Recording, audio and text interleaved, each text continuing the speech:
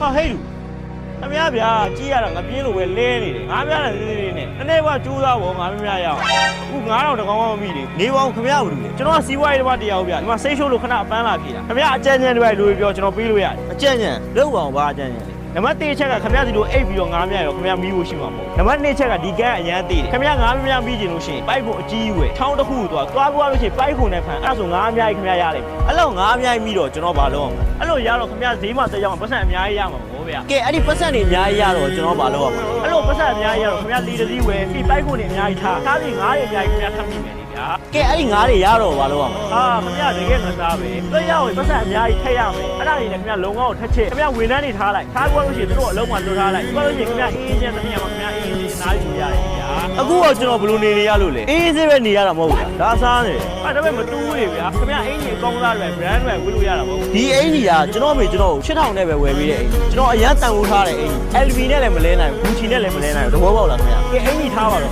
ခင်ဗျားပတ်စံရှိလို့ရှိရင် 5 star hotel မှာအစားတောက်ကောင်းစားတွေစားလို့မရဘူး5 star hotel မှာတဲလို့ရမယ်ဘယ်လောက်မိုက်တွေပေါ်ရတယ်5 star hotel ခင်ဗျားကျွန်တော်လာစားနေရလားကျွန်တော်ဒီမှာငါးဖမ်းလို့ငါးမိလို့အိမ်မှာလက်လက်ဆက်ဆက်กินပြီးတော့မိသားစုနဲ့စားရတဲ့အရာသာခင်ဗျားတို့5 star hotel လည်းမပေးနိုင်5 star hotel ကအခန်းတွေကကျင်းချင်းလေးတွေဒီမှာကြည့်တဘောတရားကြီးဘယ်လောက်တာရလဲခင်ဗျားတို့ဒီရလာလို့ကျွန်တော်ဒီကိုလာတာမဟုတ်လားလေကောင်းလေးတန်းရှူခြင်းလို့ဟာဒီပဲငါစားပဲဒီမှာကြည့်ကျွန်တော်ပြောပြမယ်ကမ္ဘာအချမ်းသာဆုံးပုံကူလေElon Musk က Wall Street Journal report အရ2023ကာတင်မိုင်းလို့ခေါ်တဲ့မူရစီ grass ကိုပမာဏအနေနဲ့သူသုံးရတယ်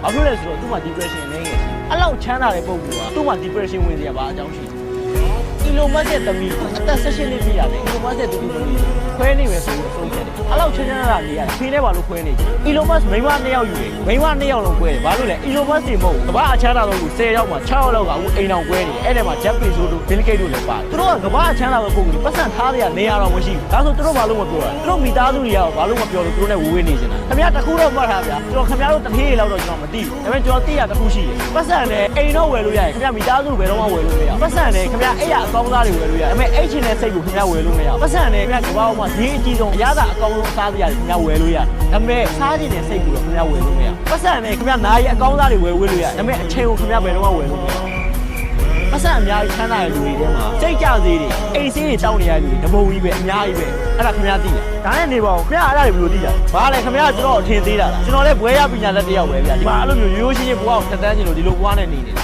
ာအဲ့လိုခင်ဗျားအိမ်ကခင်ဗျားသားသမီးတွေတော့ခင်ဗျားဘာပေးဘူးကျွန်တော်သားသမီးတွေကို Elon Musk တောင်ပေးနိုင်တဲ့အရာကျွန်တော်ပေးတယ်ဗျာဘာပေးတာလဲအချိန်ကျွန်တော်သားသမီးတွေကိုကျွန်တော်အချိန်ပေးတယ်ဒါဆိုသူတို့ရဲ့အနာဂတ်တော့ခင်ဗျားဘာလုပ်ပေးဘူးဟောအနာဂတ်တော့ကဘာလဲကြောင်းထားပေးတာလေသူတို့ပညာသင်ပေးတယ်လေဘာလဲနိုင်ငံခြားမှာဘာလဲအစင်းမြေကြောင်းတွေထားပေးတာမိဘတာဝန်ကြီးတာလားကျွန်တော်သားသမီးကိုကျွန်တော်ပတ်စံအများကြီးရှာခဲ့ပြီးတော့အမွေတွေပေးခဲ့မှလည်းမဟုတ်ကျွန်တော်အမွေပေးမဲ့စကားတခုံးပဲအဲ့ဒါဘာလဲဆိုတော့ပတ်စံအများကြီးဘလို့ရှာအောင်လဲထက်ပတ်စံနည်းနည်းနဲ့ဘလို့ဖူးလုံးအောင်ဘလို့ရောင်ရဲတင်းတင်းအောင်ဘဝကိုအေးအေးချမ်းဘလို့နေရမလဲဆိုတဲ့စကားပဲကျွန်တော်အမွေပေးခဲ့မှာအခုကျွန်တော်ပတ်စံနဲ့ကျွန်တော်ဝယ်ထားတဲ့အိမ်နှလုံးရှိတယ်ဗျာတစ်လုံးကကျွန်တော်မိသားစုနေတယ်တစ်လုံးကလူငါးတင်ထားတယ်အဲ့ရတဲ့ပတ်စံနေတယ်ကျွန်တော်မိသားစုလောက်တယ်ဗျာစားလို့ရတယ်ကျွန်တော်သားသမီးကိုကြောင်းထားလို့ရတယ်စေးဖို့ဝါကရတယ်အခြေခံလိုအပ်ချက်တွေပြည့်စုံနေပြီဗျာကျွန်တော်ဘာလို့လောဘတွေတက်ပြီးဥပဒေယူမှာလဲဗျာအေးချင်းဖြတ်သန်းမှာပေါ့အဲ့ဒါဆိုခင်ဗျားပြောနေတာကျွန်တော်အခုလုပ်နေတဲ့စီးပွားရေးကျွန်တော်ရဲ့ချမ်းသာမှုတွေဘာမှအသုံးမဝင်ဘူးအဲ့လိုကျွန်တော်မပြောပါဘူးဆိုတာရည်မှန်းချက်ချင်းကိုရှိတာကျွန်တော်ပြောနေတာခင်ဗျားအခုလုပ်နေတဲ့စီးပွားရေးကမိသားစုပတ်ဝန်းကျင်ကိုထိခိုက်နေတာမယ်တို့အတိုင်းဝိုင်းကိုထိခိုက်နေတာပြီးတော့ခင်ဗျားပြာလားခြင်းနဲ့ရည်ရွယ်ချက်သက်သက်နဲ့ဆိုခင်ဗျားအပူဝင်တော့ကားတွေပဲခင်ဗျားခင်ဗျားအခုလုပ်တဲ့စီးပွားရေးကလူတွေအကျိုးရှိတယ်တို့အတိုင်းဝိုင်းကိုအကျိုးပြုတယ်ခင်ဗျားအလူတန်းတွေပြန်လုပ်တယ်ဆိုရင်ခင်ဗျားကုသိုလ်တွေအများကြီးရမှာပဲကျွန်တော်သိရင်လည်းဒီကုသိုလ်တွေပဲပေါအောင်ပါပတ်စံယူသွားလို့ရလို့ခင်ဗျားပြောတာမှန်တယ်ဗျာကျွန်တော်စီးပွားရေးသမားတွေကလောကမှာလောဘတွေတက်လို့လောကတွေပိုက်နေရတယ်အခုလည်းကျွန်တော်ဒီလိုလာတယ်ဆိုတော့ကျွန်တော်စီးပွားရေးမှာအရှုံးနေတယ်ကျွန်တော်အရန်မိုးကျက်နေလို့ကျွန်တော်စိတ်ထွက်ပေါက်နေတယ်ဒီခုနကအခုခင်ဗျားပြောတဲ့စကားကြီးနားထောင်ကျွန်တော်စိတ်ကြီးပို့သွားတယ်ကျွန်တော်ဘယ်ဆုံးရှုံးမှုတော့ကျွန်တော်မိုးကျက်နေတာကျွန်တော်မှဒီထက်အများကြီးကျွန်တော်ရှိနေပြီလားအဲ့ဒါကိုကျွန်တော်ဒီကြားလေးဆုံးရှုံးသွားတာကျွန်တော်စိတ်နေဖြစ်နေခုခင်ဗျားကိုကြည့်တာတော့ခင်ဗျားလည်းနည်းနည်းလေးနဲ့စိတ်တွေနဲ့ပြုလုပ်နေကြောင်းလေးကျွန်တော်မှအဲ့လောက်ပတ်သက်နေရှိတယ်ကျွန်တော်ဘာလို့မကြောင်းနေလဲကျွန်တော်ဘာမို့လဲစီးပွားရေးနဲ့ရှုံးပေါ်တာကျွန်တော်တို့မှရှိရရတယ်ကျွန်တော်ဘာလို့ခင်ဗျားပြောမှကျွန်တော်ရတယ်